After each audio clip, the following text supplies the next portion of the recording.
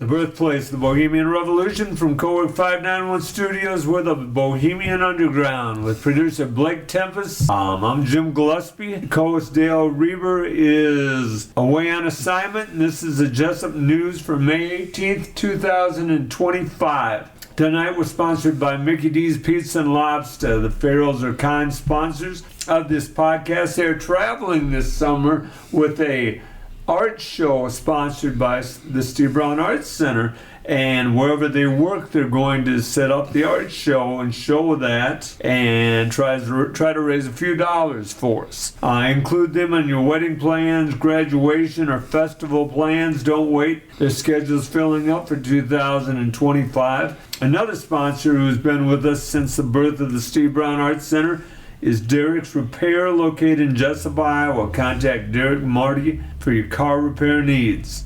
Also, check out the podcast, What Is Up, with our friend over in Fairbank, Bubba Seaman. Bubba's podcast comes out every Friday morning about 10 o'clock. So, and it's a neat podcast. He's working real hard to develop a following. Tonight, though, we are having one of the most interesting people that we've ever had on the show. I'm so excited to have this guest on. I'd like to welcome Rex Nielsen with us. Welcome, Rex. Thank you very much. It's an honor to be here.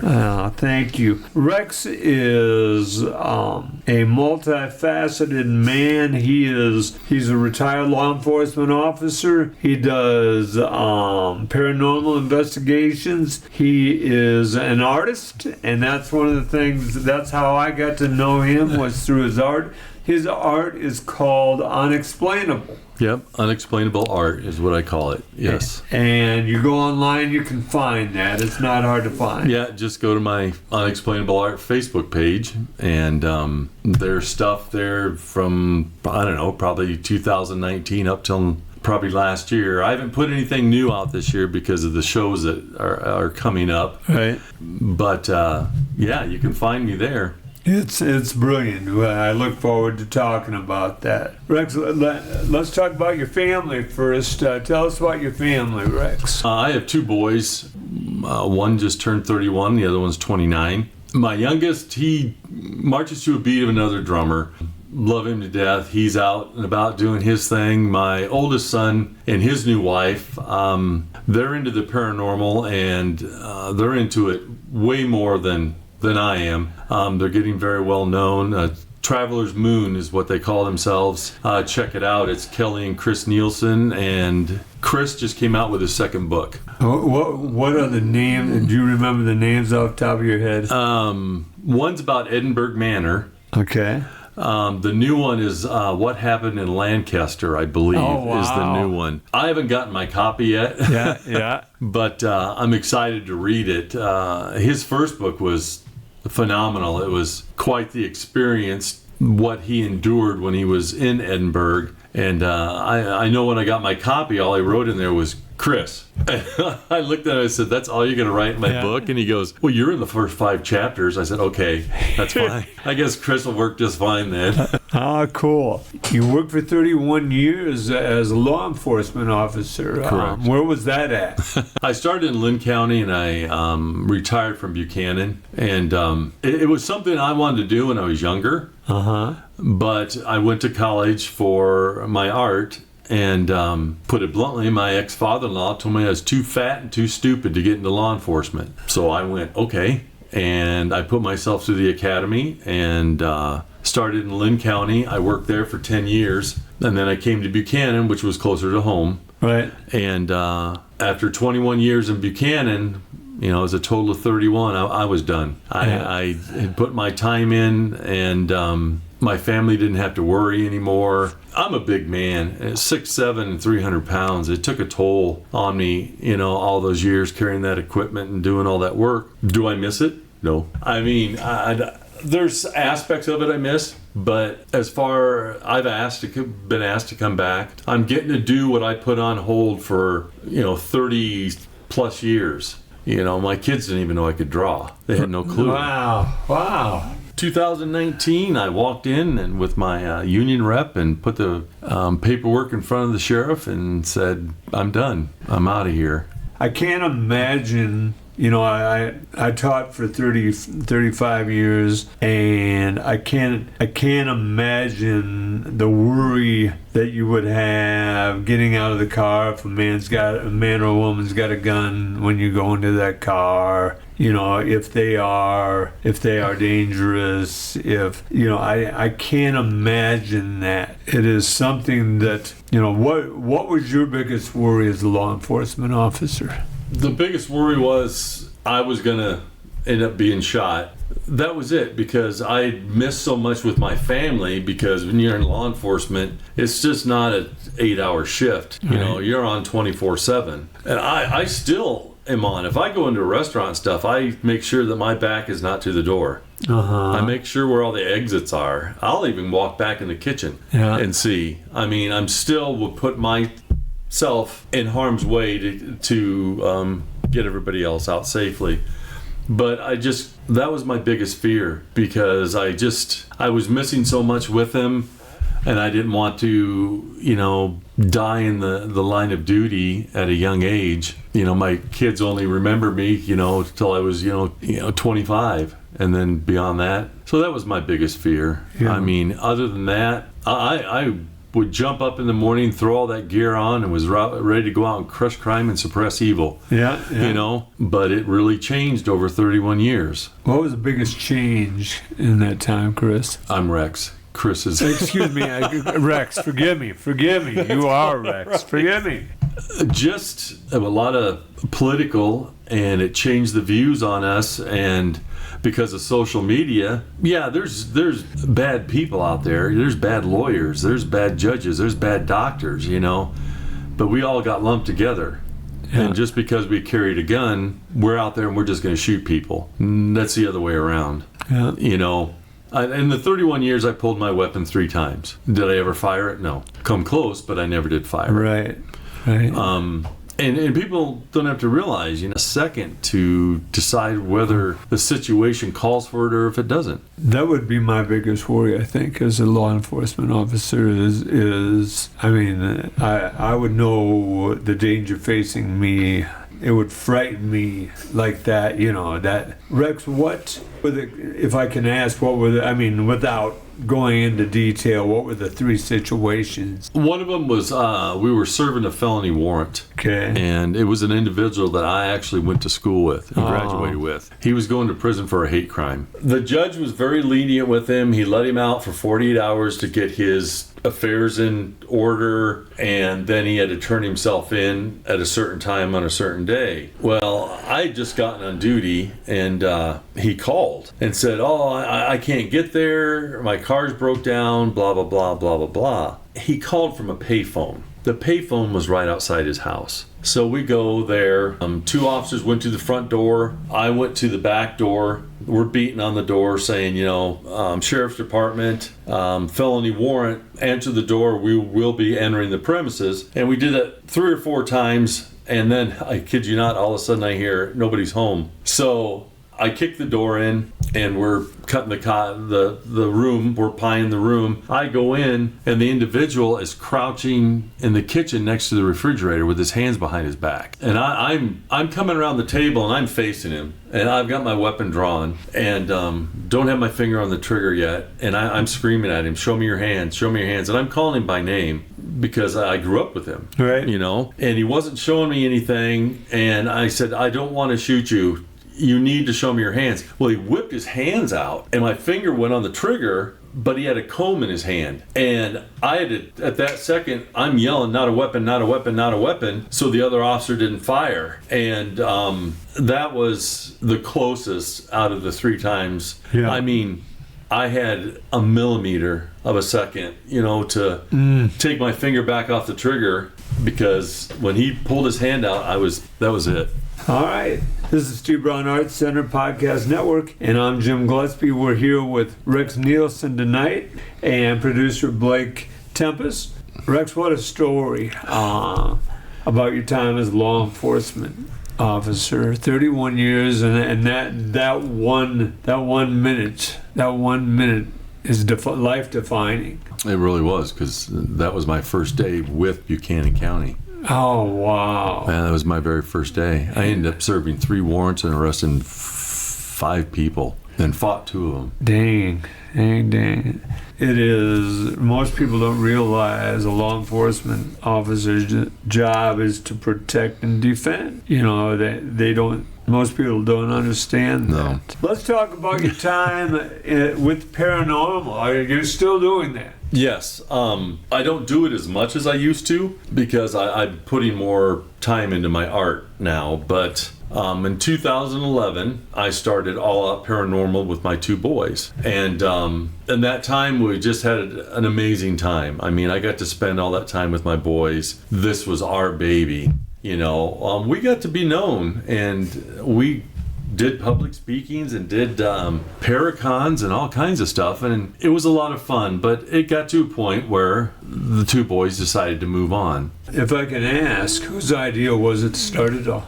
Chris was living with me at the time, and I wasn't working at the time because I had a busted ankle. And so it was one of those things, 2 o'clock in the morning, he's laying on the couch, and we're watching every paranormal show that's on TV. Yeah. And for me, the only way I could sleep was to sit on the floor with my back up against something to sleep with that broken ankle. So we were there, and we were watching it, and all of a sudden we just looked at each other and said, let's do it. We can do this. We can do this, Dad. Let's start our own group. So we come up with our name, the logo. We started our Facebook page. It just went from there. I mean, you know, from a little digital recorder and a little Kodak digital camera up to $3,000, $4,000, $5,000 worth of equipment in that time. A radius of over 3,000 miles around Iowa. We did some things that other paranormal groups had never done. We did the isolation project where we'd find a place and we'd lock ourselves in by ourselves for a minimum of 3 days. And our gag reel from that is still the most watched. Everything we've done, but the gag reel was fun. We take it very seriously, but there was stuff that we just edited together, and it was a lot of fun. The last most ambitious thing that we did before Christopher decided to go off and start the group with Kelly, his now wife, we did the Dead End Road Trip tour, which we drove over, almost 3,000 miles in 10 days, and we went to 11 different states, and we investigated 7 different locations in that time. And when we got back home, we worked one day, then we had the weekend off because there was a paracon that we were doing. Well, a group that we were really close to said, oh, you guys are going to help us with an investigation tonight. And we're like, what? Well, hold on here. You're talking about so many interesting things. Like, so where can our audience find the Dead End? The Dead End Road Trip? Road Trip, yeah. They can just on All Out Paranormal. Okay. There's a picture of a nun, a skull nun that I drew. Uh-huh. And then in the background is Waverly Hills Sanatorium. Okay. Another place that I've been to. I've got 6,000 followers. I haven't posted anything on there in a long time, but I still have people that check it all the time, and I'll get 4 or 5 more followers every week. And if everybody's listening, and I'm sorry I haven't posted anything, just that I've cut back on it. And I'm way behind on doing investigation stuff because the last 5-6 years it's just been me. You know, All Out Paranormal is just me, and that's a lot of work for one person. So you've got to set up the camera, you've got to do the hosting, you've got to do the editing, all of that. So forgive me, I interrupted you. No, that's quite all right. Rex, you were talking about a guy said you're going to help us with an investigation. Yeah, it was a group, Ghost Crier, good friends of ours, and we got there, got set up for the Paracon, and it was a place, this big beautiful mansion. Ghost Crier was putting on a public event there, having people come, and they were going to do a paranormal investigation with a group of people, and we were ready, we were done. You know, we'd set up, we're going, okay, we were not even going out, we're going to go get some food, and we're going to call it a day, because we'd only been off the road for 24 hours. And he comes up and goes, oh no, people know that you're going to be there. And I said, well, we didn't know, but we went up and ended up doing that. So we ended up doing actually 8 investigations in 8 days. if we can ask, how did you finance your paranormal network? Did you have sponsors? How did you Nope. supported all that on your own? Yeah, on my own. I got into it to help people. I didn't get into it to make money. I Okay. don't think that's right. In what ways do you help people when you're involved with paranormal? The reason we got into it was to help people in private residences, to help them to see if there was any activity or if we could explain away, and to help them understand, especially if there was children involved. We were there in a heartbeat, and that's why we ended up getting into it. And we never charged a thing. I still don't. I did a private investigation here about a month ago, and I was thrilled when I was going to get to go back and do a private residence. Right. Because everything, was, Villisca and Waverly Hills Sanatorium and, the all go-to places. And the first thing they asked was, how much do you charge? I said, I don't. I said, I don't think it's right, and I'm not gonna start now. Now, people have given us money for gas. They fed us. One of our first thing I ever got was they gave me a hedgehog. Oh, really? Yeah. Their kids didn't like it. She was a sweet thing. Her name was Zoe, and they asked if I wanted it, and I said, absolutely. So I had her for 5 years. Okay. People have graciously given us something, gas, fed us, or whatever, but we've never asked for anything. Right. Because I think it's a service that shouldn't be charged. But there are groups out there that are charging.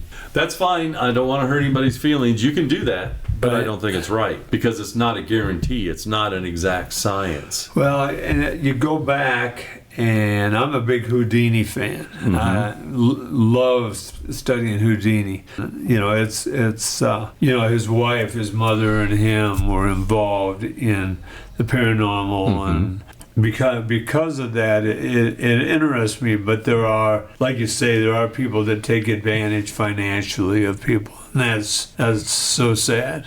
One of the reasons I got out of it, it became not fun anymore. I was being sponsored to fly here, fly there, do a Paracon, but there's a lot of people I know that are famous in the paranormal, but they're my friends. That's all. I've never asked to be on their shows. I've never asked them to donate money for me to do anything. Yeah. Or, donate a product or one of their movies or anything so I can have a raffle. Nothing like that. I've never done that. They're my friends, and that's what I want to be. But people started using me as a name dropper to get to them. And, people you thought were your friends, and they were doing that. I said, no, enough's enough. Where's the closest Paracon in this area? There's a big one that'll be at Rock Island. It's Viner Furniture. It's the old YMCA in Rock Island, Illinois. Lisa Viner is the one that owns it. She's an amazing lady. I can't tell you how many times I've investigated that place, and it never disappoints. So I think this is the 3rd annual Rock Island Roadhouse Paracon, I believe is what they call it, because they couldn't call it YMCA anymore because YMCA didn't want them associating with the Paracon, which I understand. And they get a lot of famous people in there. I've done it for a couple years, but I'm not doing it this year. Well, Rex, let's take a minute for a time out here, and when we come back, I want to ask you about the most moving moment of the paranormal that you were involved with. This is the Steve Brown Arts Center Podcast Network. We'll be right back. The Steve Brown Arts Center Podcast Network, and we're back with Rex Nielsen. We left the audience on a hang a little bit. I'm not very good at that, so I'm proud of myself. The question I was going to ask you is, what was the most moving paranormal moment that you had? And we talked about one in the break. Maybe it was that one. Maybe you had another one. But what would you say? There was a couple, but I think the most moving one that I had, both my parents are gone. My father and I were never really close. I mean, he was a great dad. I mean, don't get me wrong. He wasn't mean. He wasn't alcoholic. Nothing like that. He just didn't know how to be a dad because his dad died when he was 5. So he did the best he could. Now, when I had kids, it was a whole different story. I mean, he loved my boys and my boys loved him, which was great. After Dad passed away, I was with my youngest, and his significant other, his girlfriend, and my grandson. I would go stay with them. And so we were talking about things, and it was like a week before Christmas, the weekend with them, and I got back home, and I was home. It was a Sunday night, and I think in 3 or 4 days it was Christmas. In the middle of the night, my phone rings, and I look, and it says it's my father, because I still have him in my phone. I still have my mother in my phone. I'm, going, okay, slapping myself in the face, pinching myself, am I really awake? And I was totally awake, so I pick up my phone and I answer it. You hear all this static and white noise in the background, then I hear my dad's voice. He says, "Chris, ring, Chaim, watch, I love you." And it went silent. It took me a long time I just sat there looking at the phone, going, did this just happen? How long was that after your father's death? Probably 4 years, 3 years, 4 years afterwards. And I couldn't figure out, well, emotionally, it tore me up for quite a while. Usually I get emotional and I start crying about it, but I couldn't figure out what he meant. And then it hit me the day before Christmas. I bought my dad a Rolex when I lived out on the East Coast. And I got that after he passed away, and my youngest son, Chaim, wanted that watch so bad. And then my dad had some turquoise jewelry from when we lived out in Oregon and Idaho. He had bought a lot of turquoise jewelry and had this one ring that my oldest son just loved. And of course I got that. Well, he says, "Chris, ring, Chaim, watch." And I knew what I had to do. And that was the most moving, emotional thing I'd ever had. I haven't had anything like that happen since. It was so surreal, and the boys were like, "Really?" And I told them the story. I said, "This is what happened." So the audience would be disappointed if I didn't ask. So if you check the calls on your phone, so your father's number was on your phone. Still is from your father. Do you have any idea who got your father's number after he passed away? Nobody, because it was disconnected. The phone was shut off after he passed away. And no one received the new the number. Interesting. That's mind-boggling. Wow. Have you ever been to a seance? No, because I won't. You won't go to a seance. And why is that? It's just something that I don't want to be a part of. I mean, I'm not knocking anybody that wants to do it. That's fine. Yeah. It's just something that I don't do. Now, teach me what keeps you away from that. Because a lot of times it's not done correctly. And being in the paranormal field, there's inherent dangers to what we do. I've done public events and I've told people, hey, this is going to be the coolest thing you've ever done, but you need to take it seriously. This isn't an amusement park ride. Right. You can get hurt or you can have an attachment and take it home with you. Yeah. And you're talking emotionally. That or a spirit will attach itself and come home with you. What are you going to do? This is the first time you've ever done anything. You don't have a clue what to do. Right. You can't fight something you don't see. I've seen it do good things and I've seen it do bad things just because of the way it's handled. And I just would leave that up to somebody else. It's just something I don't want to do.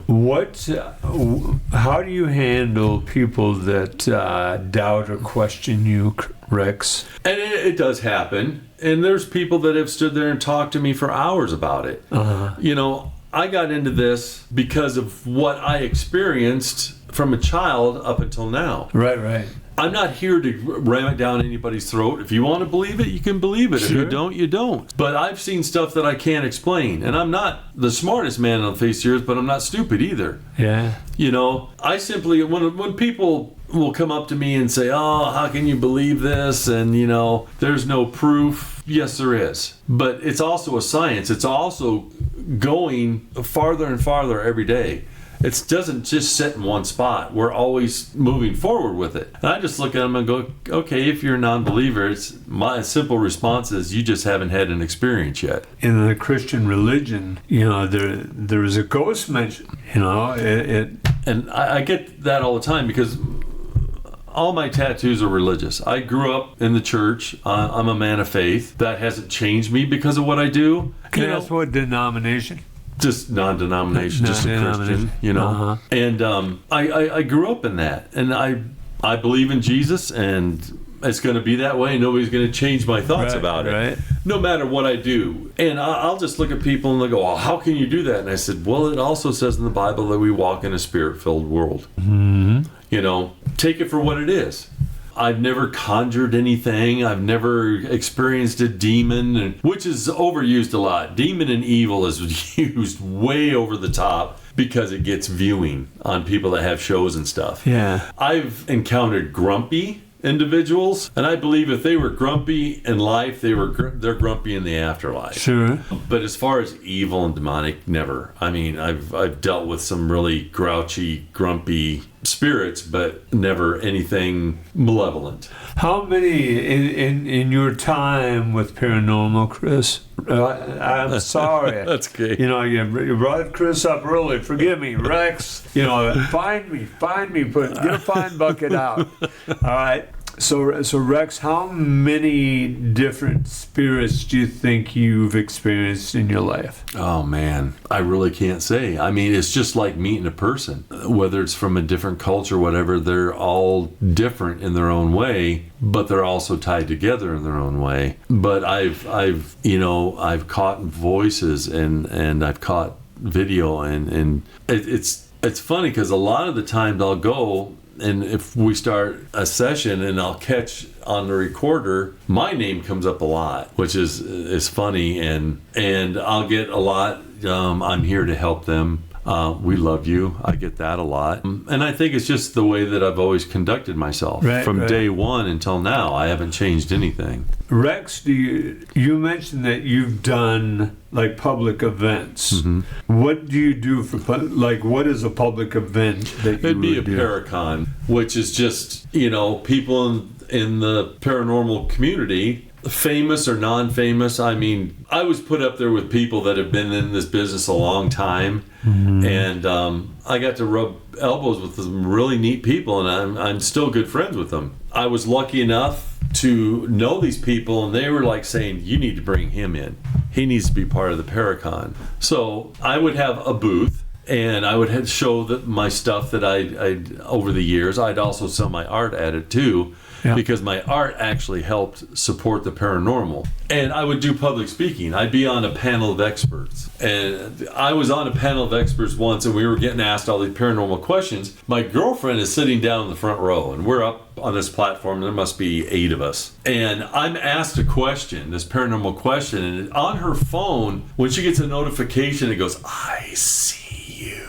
Just as I was asked that question and I'm getting ready to answer, her phone goes off and it does that. Oh, wow. And everybody's just like, they all stopped and are staring. Yeah. And I started laughing. I said, hun, put your phone on silent, please.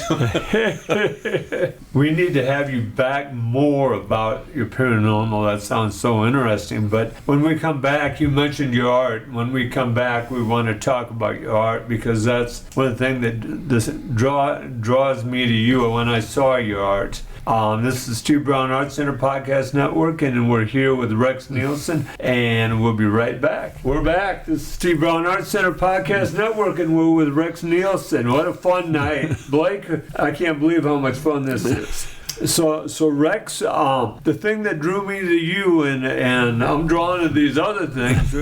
I've got another dozen questions about law enforcement. I got another probably 100 questions about the paranormal. But we want the fans to see your art, to know about your art. You've done a number of books. How many books have you done? 3 so far. I'm doing a series of 5. And I was working on my next one, but a buddy of mine we were the 2 artists in high school. He is phenomenal. Brent Dawson's his name, and I'm giving it out because people need to see his work. He's an amazing individual. We're good friends. And I wanted to do a collaboration. I've never drew a picture with anybody else. Right. And he's actually inspired me to be a better artist. He's from Owen as well? Waterloo, okay. Yes. Just an amazing guy. My last show that I did, which was very disappointing, he showed up to support me. Uh-huh. And he put it out to 2,000 people. Oh, wow. About the show. And but when I asked him about collaborating, he goes, absolutely. And he's just 100% into this. So the next book is it's kind of a left-handed black comedy type thing. We're going to do zombies. Okay. Because he goes, let's do that. I said, but let's do it different. We got zombie cowboys and zombie horses and all this stuff. But we're doing it from the zombies' point of view. Why is everybody trying to kill us? We're just trying to, I've drawn pictures of them getting married. I drew pictures of Elvis, Marilyn Monroe, Ozzy Osbourne, Mr. Spock, and I'm going to do a bunch more as zombies. And so we're collaborating on that, and that's what the next book's going to be. So which one of you are writers? He said, you have to write it. Thank goodness I've illustrated books for some great authors, and I've illustrated some covers for some great authors, and I have them helping me.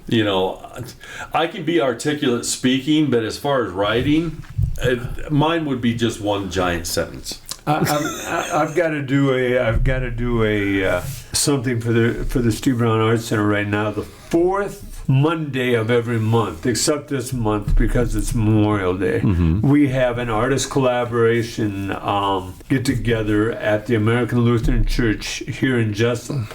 It goes from 6:30 till 7:30, 8 o'clock, and different artists come. One of those people that comes writes for cartoon, and he's been very actively involved. Alex Hamlin is his name. And, you talk about that. Let's talk about the 3 books you have with you tonight. Can you hold those up to the camera here? Okay, this is my first book, Unexplainable Art. And it's funny because I didn't know what to do at first. And my girlfriend goes, Unexplainable Art in black and white, because all the pictures are black and white. I was overthinking it. And it's funny how it came about. I was doing illustrations for a lady who I just adore, and she goes, I've been talking to my publisher, and she thinks you should publish some of your art. And I'm like, what? I've never even thought of that. Never crossed my mind that, who cares? If I put my art in a book. Yeah. I had never crossed my mind. It was funny because I didn't realize there was a 3-way call because her publisher was on the phone too. Oh, really? And she goes, no, I want to publish your art. It's amazing. And I got choked up because, it's taken off to a certain degree. I mean, people are getting to know my work because it's so much different than everybody else's. May I see that? Yes. Do you mind if I hold it up on camera? Absolutely. I mean, the pictures and Sure. stuff inside. So, how long did this process take? It's funny because I had a lot of that stuff already done, and that's what I asked her. This was on a Tuesday. And I said, when's my deadline? She goes, Friday. I said, I'll have it done. So I did, I think, 2 or 3 pictures for it, and the rest of them I had done. But with pointillism, it's not something I can do at this very, in an hour. Well, explain to our audience what pointillism is. Someone from my generation calls it stippling. Stippling, yeah. Pointillism, everything, over 90% of my art is done with dots. The shading, everything is done with dots. That building I did was the first time I ever drew and did a building, and there is not a single solid line on that. That's all dots. And that was about 62 hours I put into it. Wow. And I figured, I just kind of just mapped it out, and there's over 300,000 dots just in that picture there. Rex, the thing that I never question an artist on, and artists, and I'm not asking your prices. You have 62 hours on that one picture.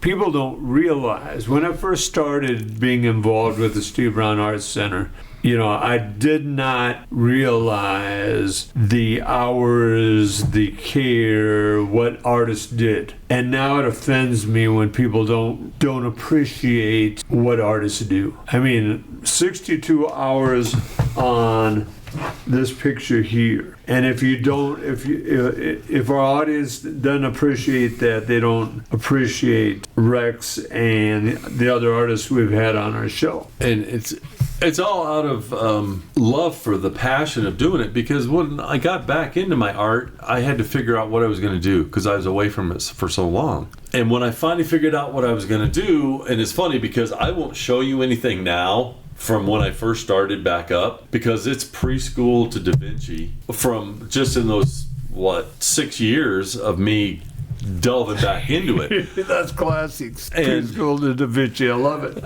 And I just started the pointillism here just about 2 years ago because I could get the vibrant colors and my shading was very good. I'm going, I want this to stand out more. I want to show the patience and what I can do with a dot. And that's when I just started. At first it was just for shading is what I used it for.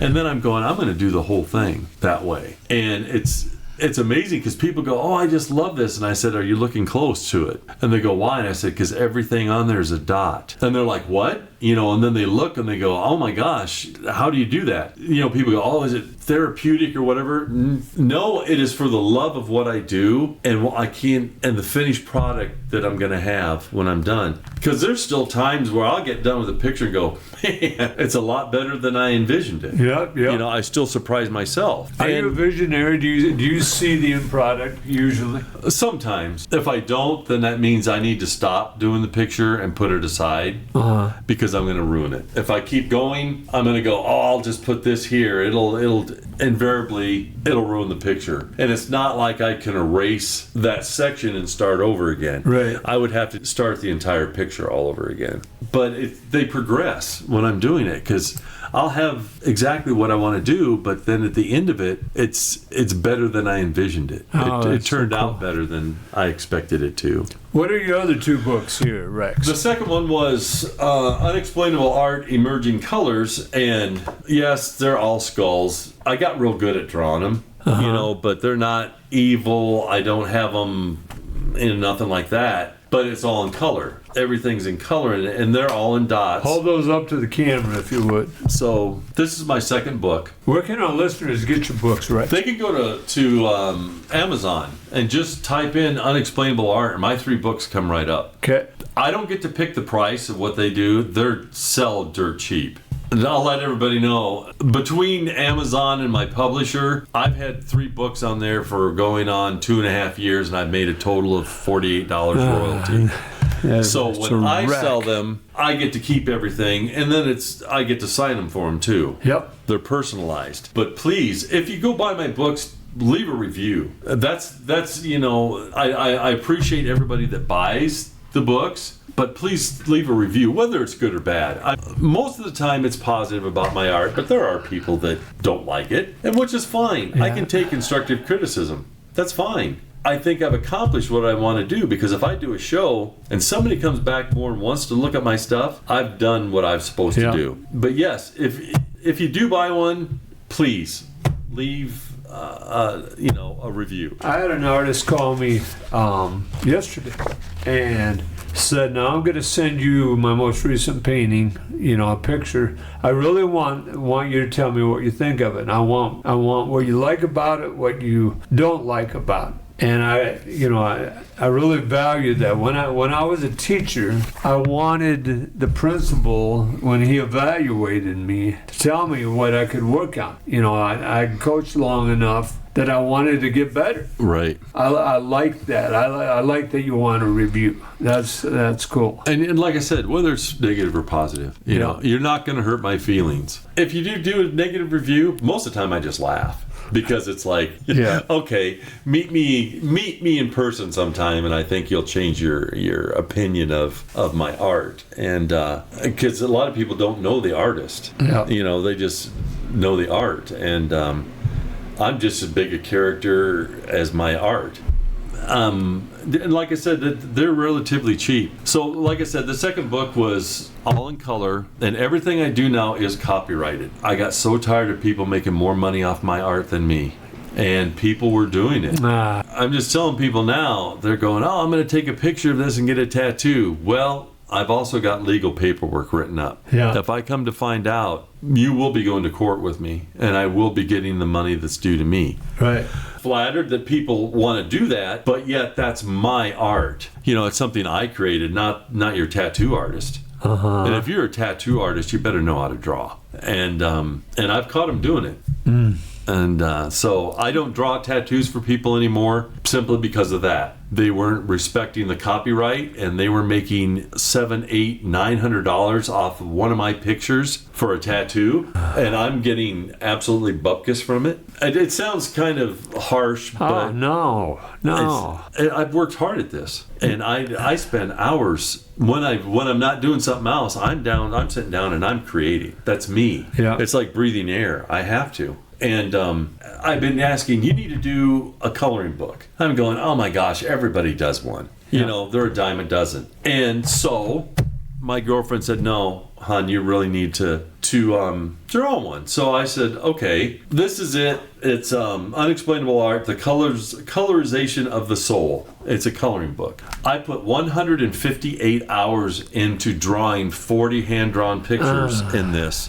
And the pictures I drew, I mean, it's going to take you longer than 15 minutes to color that picture in. It is. Yes, and that's what I wanted, was to sit down and go, oh my gosh, look at the background he put in these. And I thought it would go over bigger than it did. Right. And it really hasn't, but I'm proud of it. I mean, the love, sweat, and tears that I put into this, it was 158 hours. I have 2 books on order from Amazon. I ordered 2 weeks ago, and I'm still waiting for them.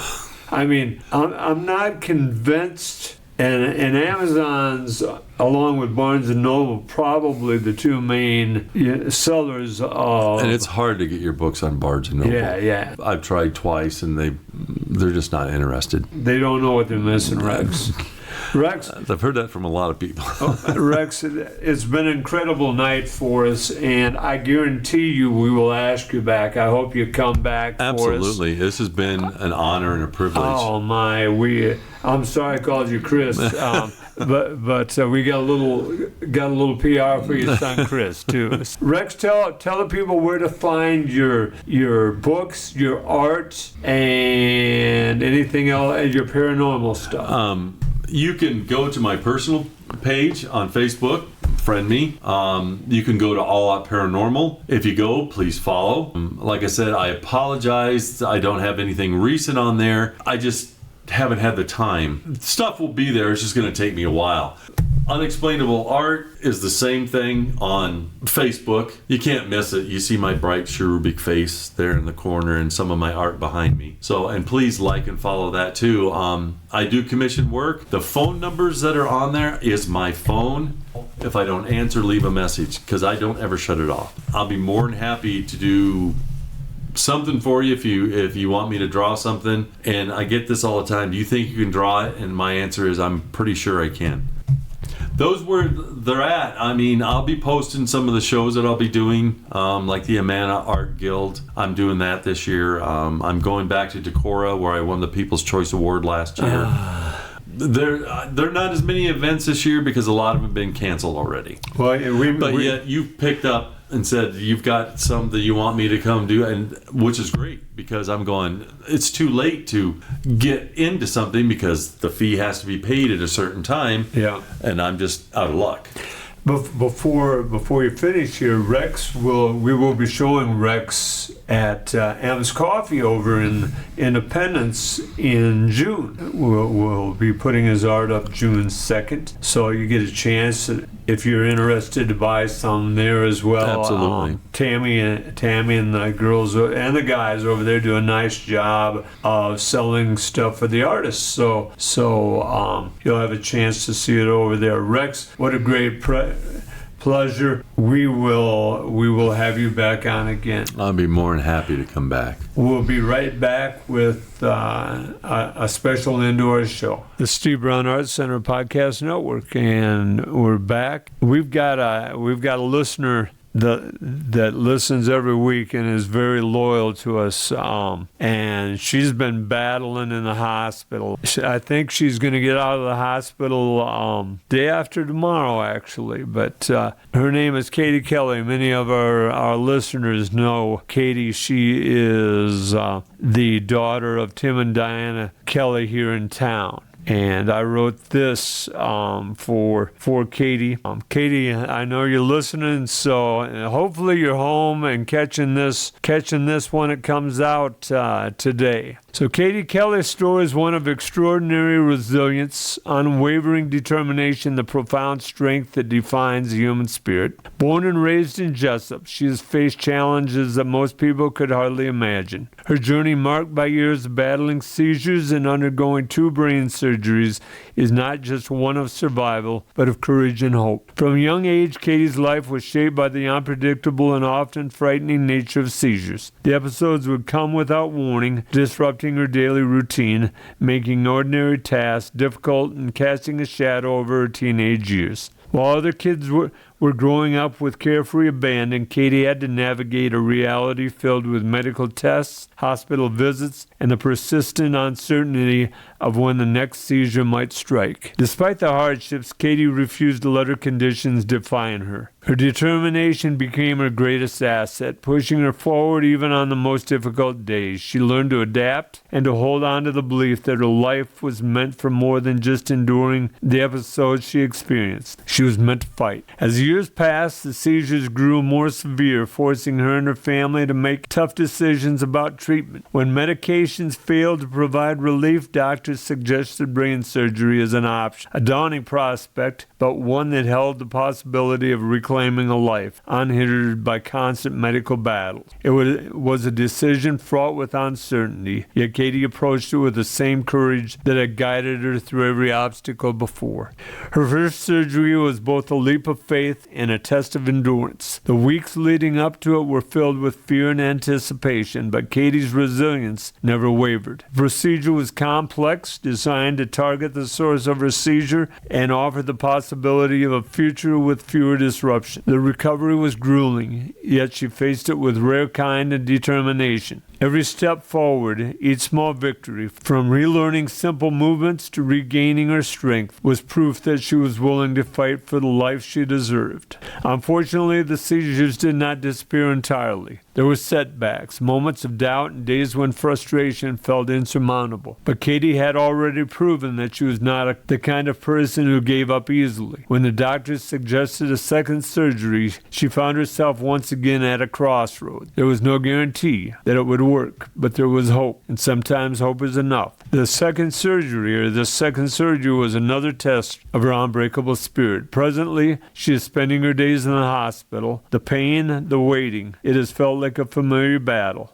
But this time, she is carried with her experience of having faced it before. She knew how to hold on to the light, how to push past, how to trust that even the hardest moments, she had the strength to endure. Through it all, Katie has not only survived, but has inspired. Her story is not just one of medical procedures and battles fought against seizures. It is a testament to the powers of perseverance. She has shown the strength is not just about overcoming hardship, it is about finding gratitude even in the midst of struggle. Her life is a reminder that even when faced with challenges that seem insurmountable, the human spirit has the incredible ability to rise. Still, Katie continues to navigate her journey with courage. Her experiences have shaped, but they have not broken her. She stands as a beacon of hope, others facing similar battles, proving that there is life beyond struggle, that even the darkest times there is always the possibility of light. Her story is one of challenge,